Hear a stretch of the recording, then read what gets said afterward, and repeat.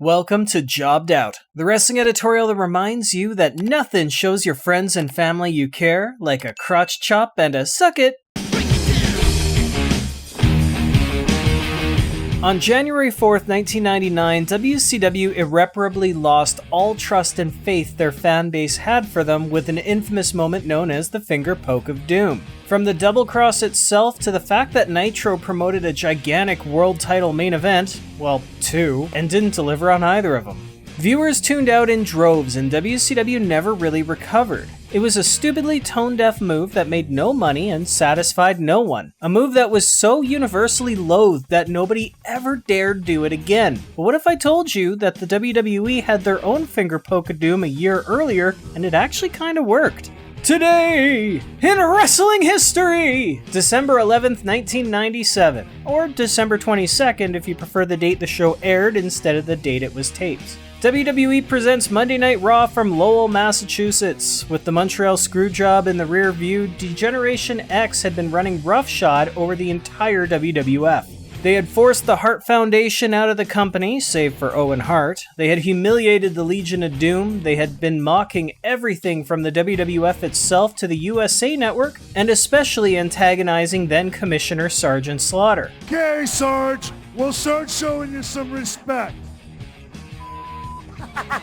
Now, I've been torn personally over whether to recap the entire show or just the moments that pertain to this specific story. So please let me know in the comments if you want to know about the entire episode, including Stone Cold Steve Austin beating up Santa Claus, the New Age Outlaws spelunking for mankind, and Goldust's self-expression through a bedtime story. Way to the window, I flew like a flash. I'm just wondering how I got in this Tore business. open the shutters and threw up the sash. If there's enough interest in me recapping the entire show, then I'll put out a deluxe version, but for now this is going to be about the DX versus DX battle. So let's get to it. This is when D-Generation X pulled off their own Fingerpoke of Doom. So to start the show, current WWF European and World Champion Shawn Michaels, Triple H, and Chyna made their way to the ring. The remaining founding member of DX, Rick Rude, had left the company a month earlier in protest to how McMahon handled the Bret Hart situation. DX, whose entire gimmick was that they were immature rebels, decided to antagonize the USA Network by mooning the crowd and telling their enemies to kiss them under the mistletoe. With that, Sergeant Slaughter made his way to the ring and brought attention to Michaels' European Championship, a title that he won from the British Bulldog in September, Hart family, this is for you.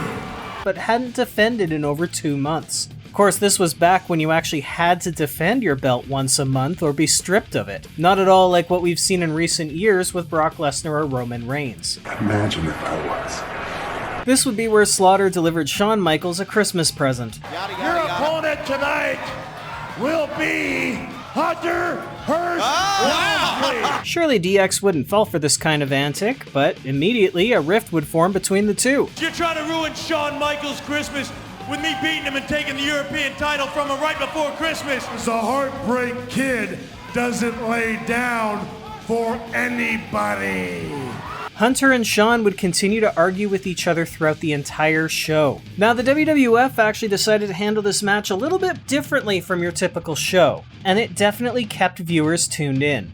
The European title match was actually set to happen at the beginning of Hour 2. In a bit of a rare cool moment, we would get the extended entrance theme of DX as each individual member made their way out. First, Chyna, as commentary questioned which member of DX she would side with, then the champion, who typically would enter last instead of first. Finally, Triple H would make his way down to the ring only to get jumped by Owen Hart. After Slaughter sent Hart to the back, it was decided that the match would actually happen later in the show after Triple H is checked up on. Now, we've seen tons of false finishes in history, but rarely a false start to a match. Nice touch.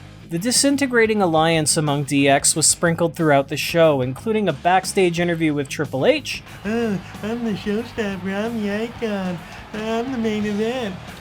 Yeah, well, I mean, I got my lucky shirt on, but so what? Shawn Michaels, you've got a lesson to be taught. As well as one with Michaels. Damn right it's getting ugly. The ugliest thing about this Generation X is you, Triple H.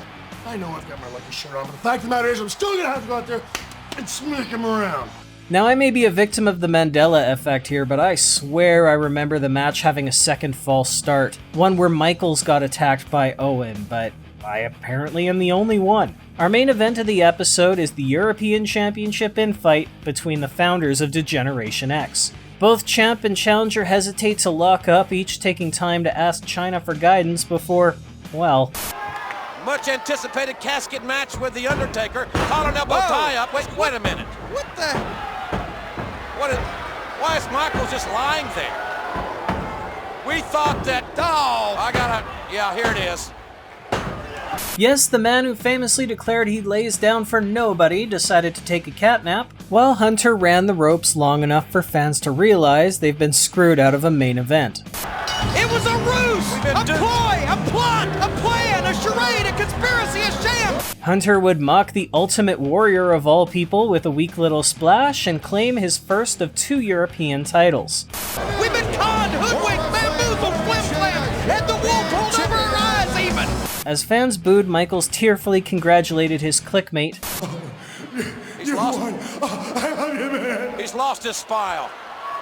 And the three celebrated. Slaughter would stand at the top of the ramp, conceding that DX won the day, but the war was far from over. I know you didn't need any help from us, Sarge, but we made an ass out of you anyway. He did. Next week you'll be defending your title.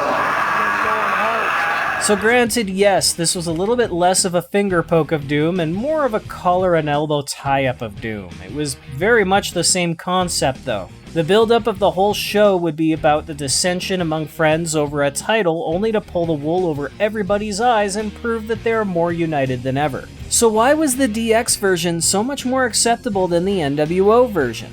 I think there's a couple reasons. Firstly, let's be real, it's the European title. While WCW was making a mockery of their own top prize, the European title had no such prestige and was just generally seen as beneath Shawn Michaels. He didn't need the piece of tin, it wasn't elevating HBK stock, and he wasn't bringing any value back to it either. The best thing for the mid-card title was to move it on to a guy who, at the time, was still a mid-card performer. Now Helmsley was less of a henchman and was now a second individual champion in the group. Secondly, the fans who bought tickets to Nitro and tuned in on TV had done so on the promise of Kevin Nash versus Goldberg. The rematch from 8 days earlier, where not only did Goldberg lose the World Heavyweight Championship, but also screwed out of his 174-match undefeated streak thanks to outsider shenanigans. Fans wanted to see justice. They wanted to see revenge. Not that one. And instead, they got taped segments of Goldberg sitting in a police station after bogus accusations in order to just make him unavailable for the show. They instead got Hulk Hogan, who was on a bit of a babyface tour as he had been teasing a presidential run. Yeah, really, brother.